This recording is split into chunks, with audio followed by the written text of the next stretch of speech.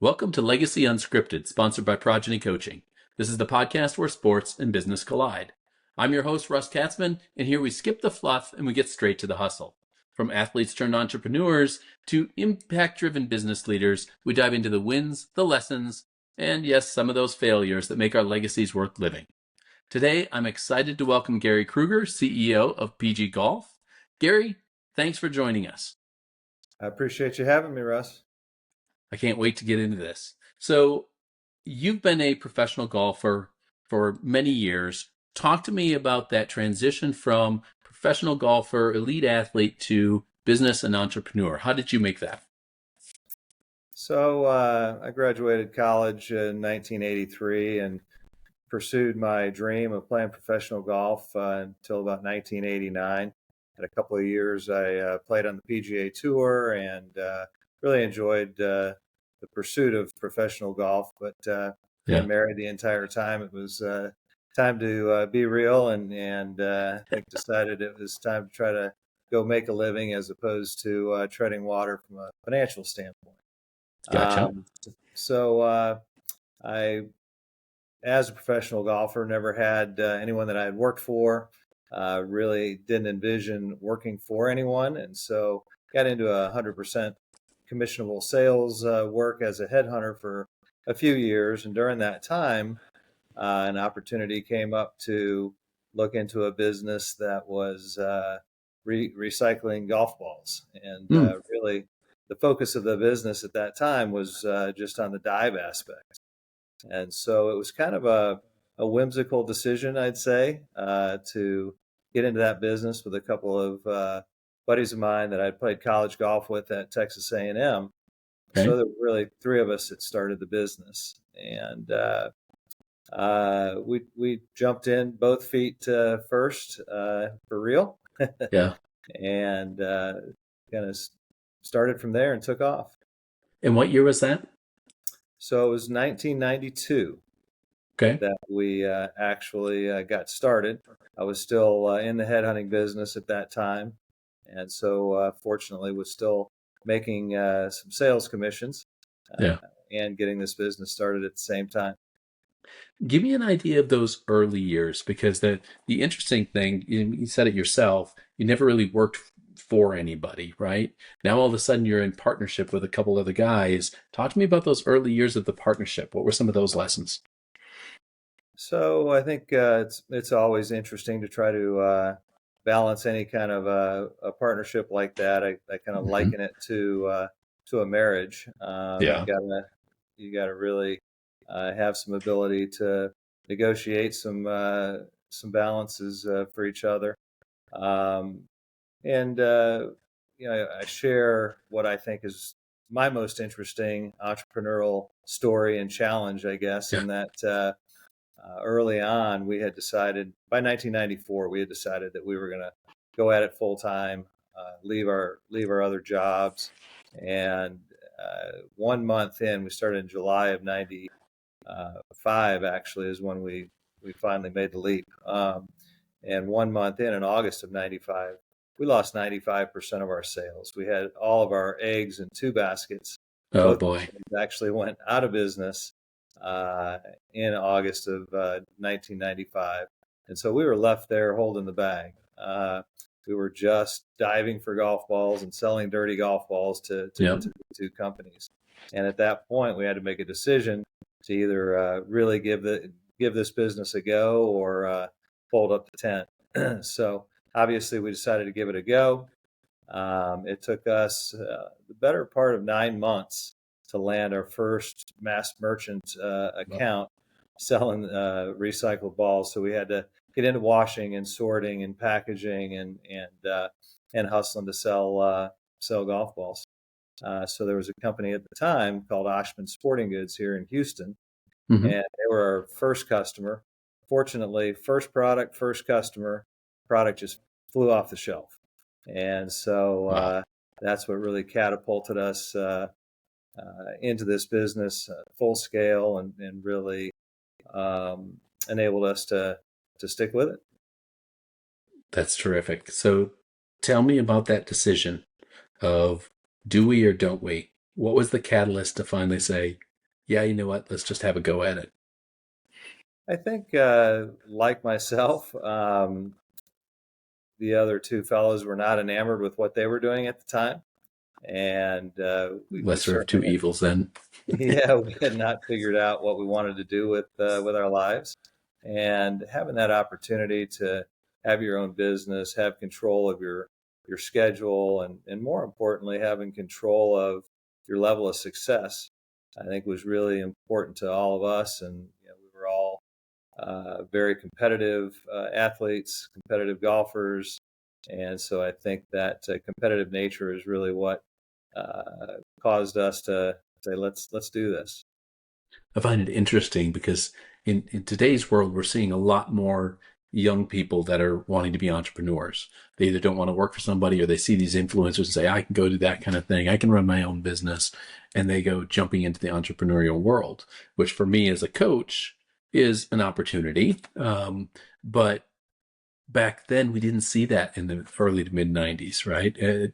I would have never conceived being an entrepreneur that early in my career like they are. Um, so this was a step for you guys. I mean, you'd been a professional golfer, you'd done some recruiting and that kind of stuff for a few years, but it still was a step to say, we want to do this and we are wholeheartedly ready to go into this. How was the, how was the conversation when you came home and said, yeah, we're doing this. I'm going to continue to try and push this forward. That was a tough one. As a matter of fact, I had a 1 year old and a 3 year old at the time. Ooh. My wife had already chosen to stay home with the kids.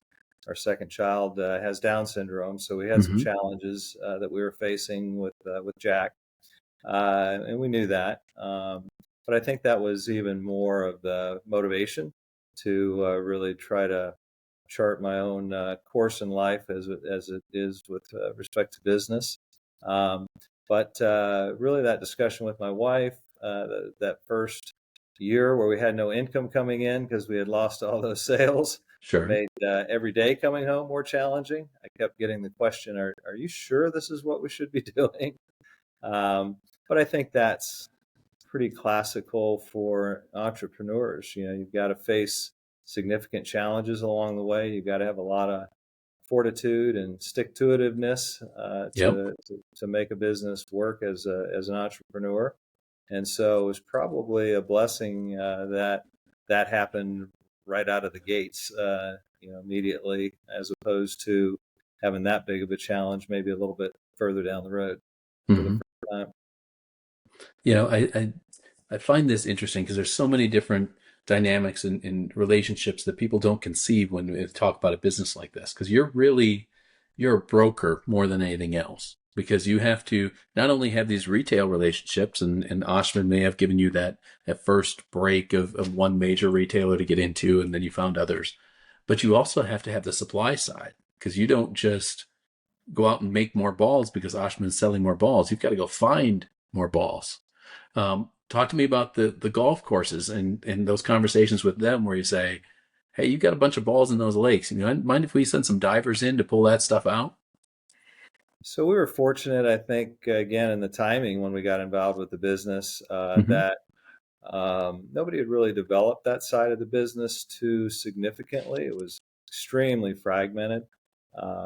We, coming out of the golf business as players, we knew a lot of golf professionals, and that was another one of the motivations for giving this business a try, as we felt like we could bring some level of professionalism, if you will, to the recycled ball business, and especially the dive side of the business, Mm-hmm. uh, through using those relationships. So we proved that out. We were able to secure a lot of contracts, as I call it, for the exclusive rights to jump into those murky ponds. Yeah. And so that those relationships were really, really critical to starting our business, as they are critical to the business today. That's interesting. Yeah, I just can only imagine that first conversation going in and saying, "Hey, you mind if we jump in the pond and pull out all the balls that are sitting in there?" So tell me about the customers that you're reaching now, the end consumer. What is it that they're looking for from you, that you can provide that maybe they're not seeing in the new ball market? Why would they want to go with the recycled ball other than, of course, price? Yeah, well, I think it is really somewhat price driven. It's a value proposition. So, Hmm. um, I've got a recycled Titleist Pro V1 in front of me, and that golf ball, even though it may have gone into a lake, it might have gone in on the first or second shot by somebody, and Yeah. so that ball looks every bit as good as a new golf ball. And so I think the value proposition, so that a customer has the ability to lose more golf balls and not have it hurt as much, Yep. is valuable to the consumer. Well, you give me an almost new Pro V1, it's still going to hurt when I lose that thing and drive it into the woods anyway. So, um, all right. So talk to me about the evolution then of the business, right? You got into Oshman. You're starting to get you're starting to take advantage of these golf relationships. When did it hockey stick for you? When did you really hit it and start to realize this is going to make it? We're going to be able to make a living off of this. So, we had some good success. Academy Sporting Goods is still in operation today, still a very good customer of ours. They're also here Hmm. in the Houston area. Academy saw the success we were having at Oshman's and quickly wanted to obtain our product as well to sell in their stores. And it wasn't too far thereafter that we had an opportunity to get some product into Walmart, which of Mm. course, they're the large retailer out there in the world that can really move the needle. It was really, I'd say, fast forward to the year 2000. We had some fits and starts probably between 95 and 2000. And we're doing well enough to, at least be making a little bit of a living in the business. But in the year 2000, I had an opportunity to join what's today Vistage. It's a Yep. CEO organization that you're probably aware of. And through Vistage, the chair that worked with me uh, introduced me to strategic planning. We had never done any strategic planning, Oh, and really? he facilitated it. And through doing that, we really realized that, hey, we needed some better people in our organization to take it to the next level. And in the year 2000, we hired a VP of sales that had significant experience in the golf industry. And shortly thereafter, we hired an operations manager because we again had some challenges running our operation.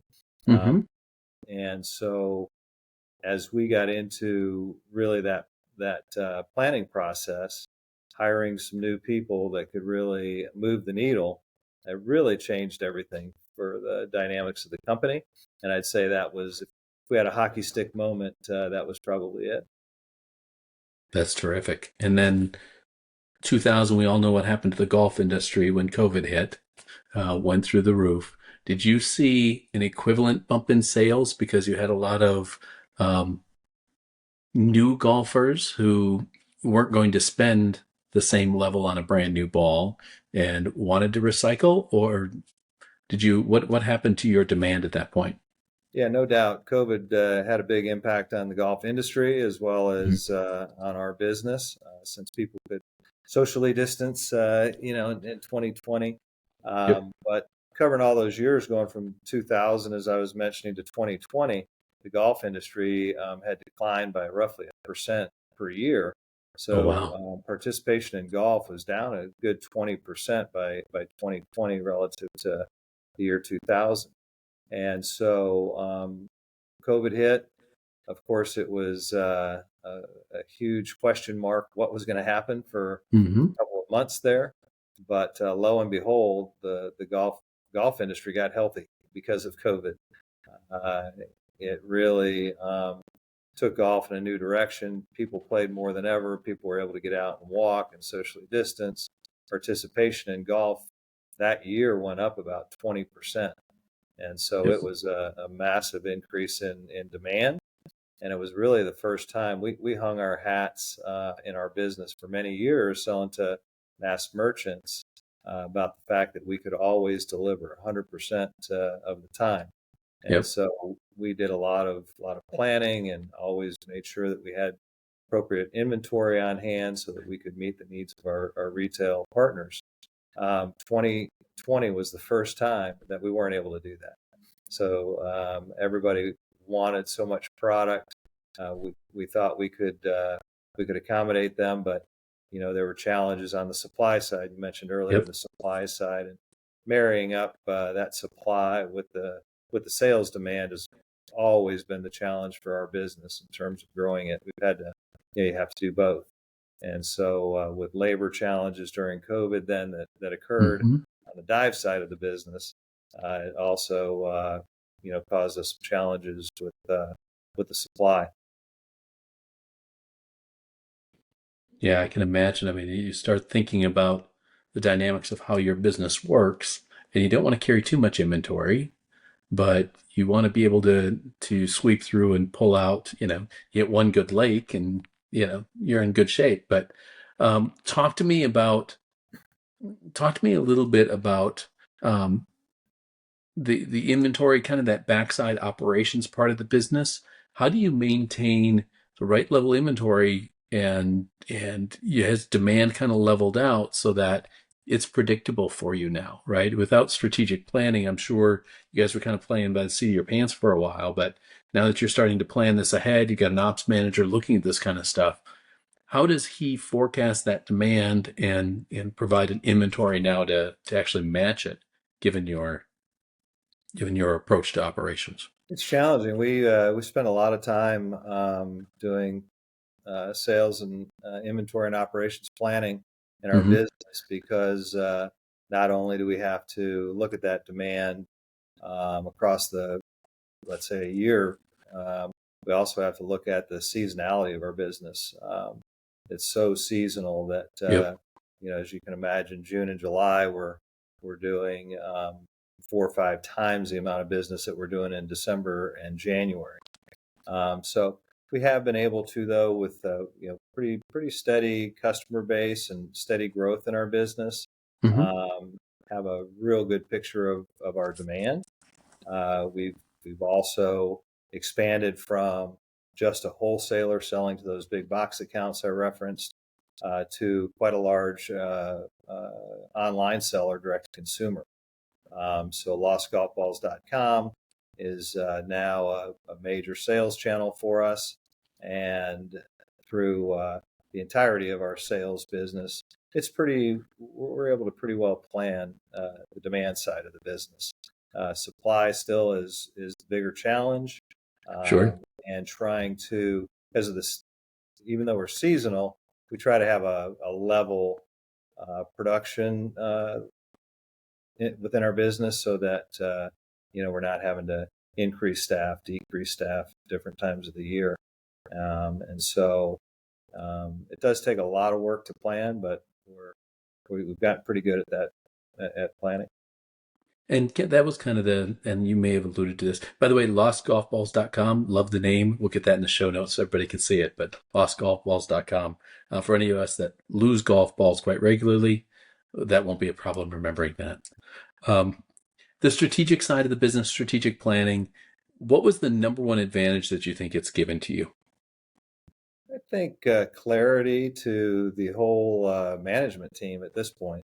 We've got today we have a very experienced management team, which really was another blessing going into COVID, that Mm-hmm. we were able to be remote a lot and manage the business. But I think without a doubt, it really helps communicate, helps everybody have input into the plan. I think buy into the plan.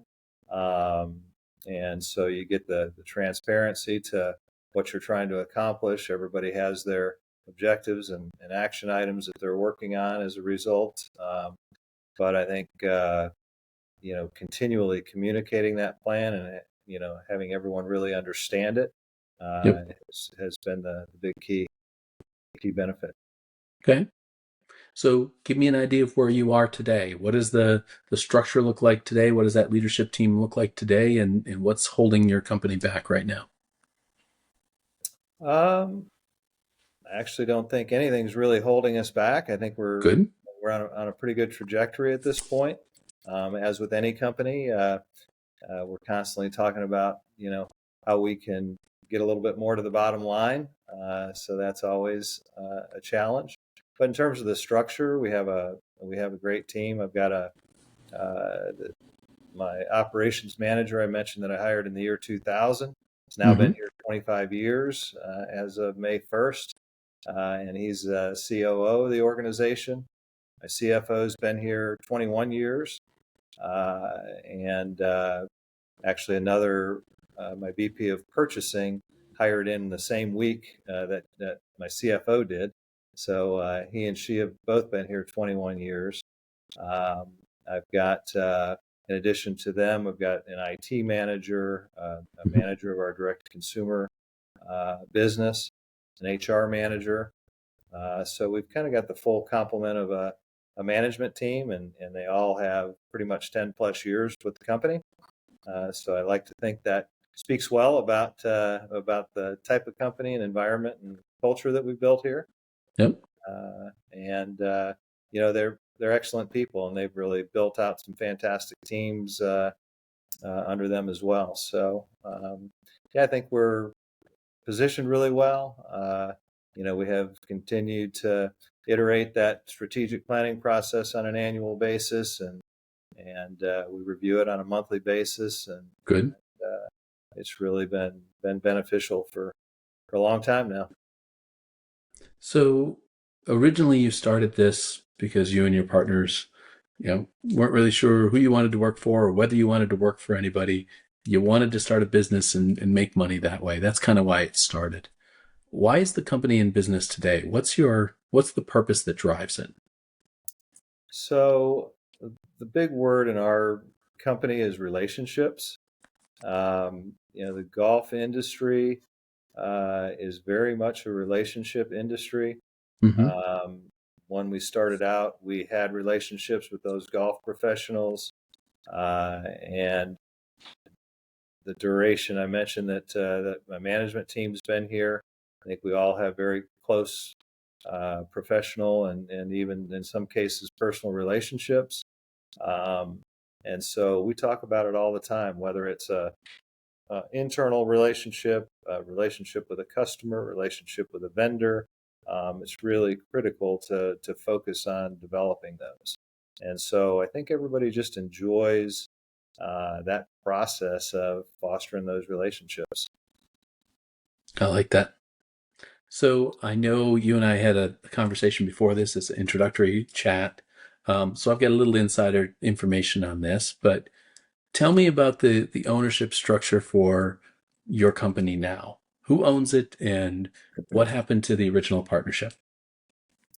So early on, one of the three partners left the company, and so it was really David Jones and myself that have been partners in the business for all these years. We had an opportunity in 2018 that kind of came out of the blue.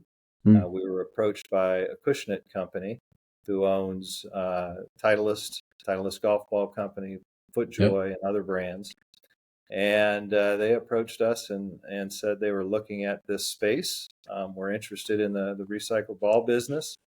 And Wally Uline was the CEO at the time, and I had known Wally since college days to some degree. Not like we were close friends, but he's the one that approached me, and so of course I was willing to listen. And he gave me a pretty compelling pitch in terms of Hmm. what they were interested in doing, and why he thought it would be beneficial to us to consider a transaction. We Yep. ultimately, in October of 2018, sold our business to a Cushnet company. And so hard to believe, but I'm going on 7 years being an employee for somebody now. Yeah, and that's kind of where I was going to go with the next question is talk to me about, being an employee. And this is something honestly, Gary, that I see a lot of entrepreneurs go through, right? They reach a point of they could do it themselves, and then they kind of reach a point of, well, go to that next step, I need an investor, I need outside influence, something. And they bring somebody into their company, whether and sometimes it's an executive, sometimes it's an investor, sometimes it's an equity owner, an angel, or something like that. And suddenly they are either an employee of somebody else or they feel obligated to somebody else that they didn't before.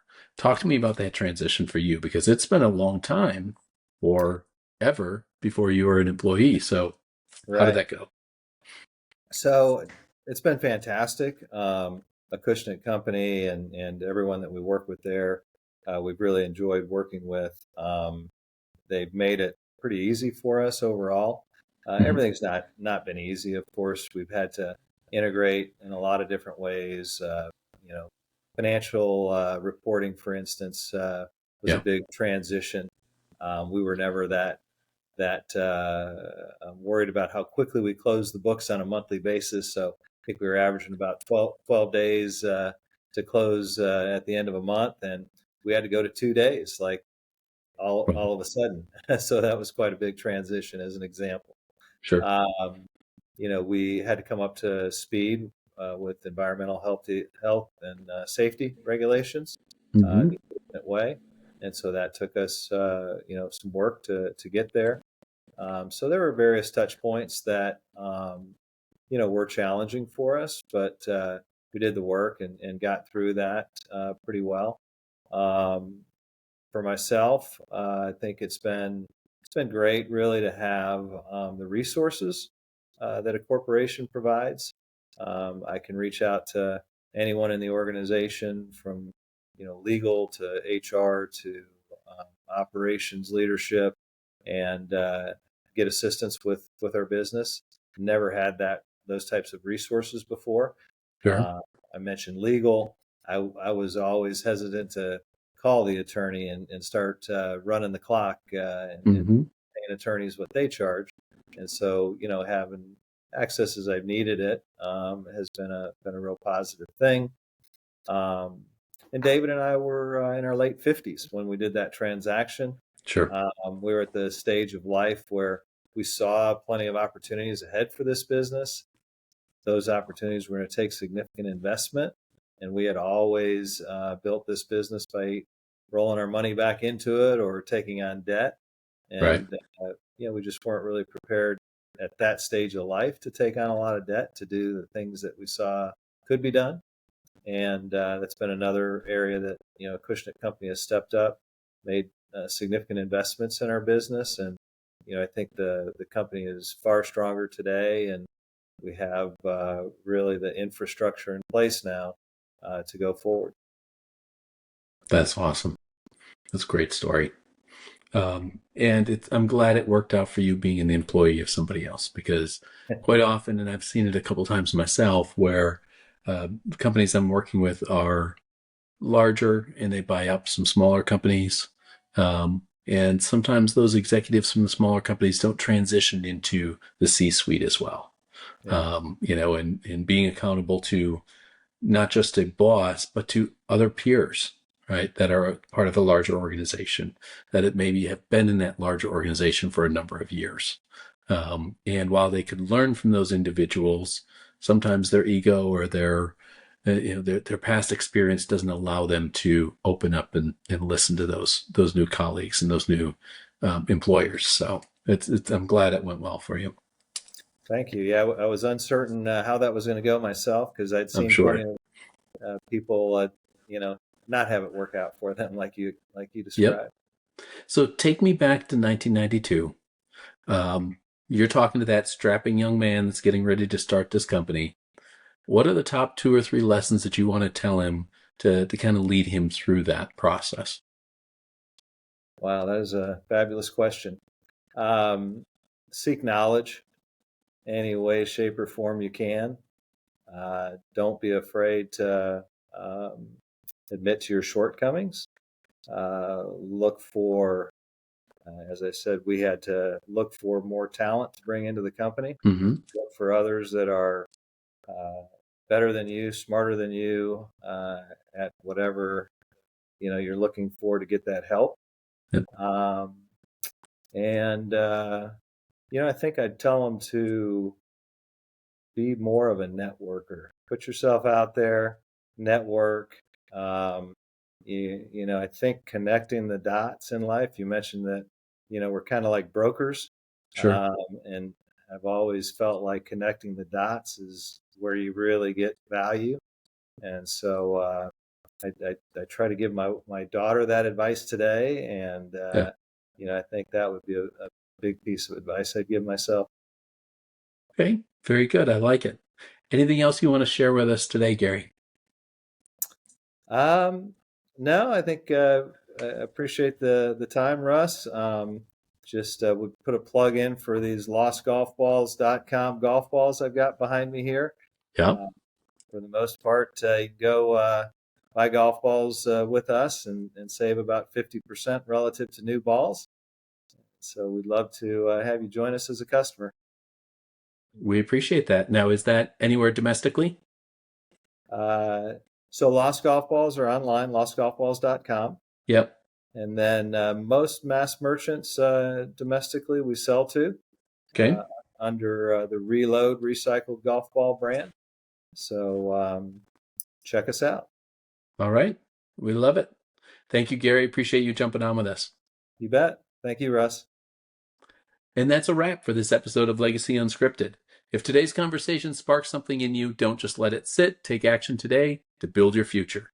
Make sure to subscribe, leave us a review, and share this with someone who may need to hear it. And if you've got a story to share or you just want to connect, you know where to find me. Until next time, keep it real, keep it bold, and keep living your legacy.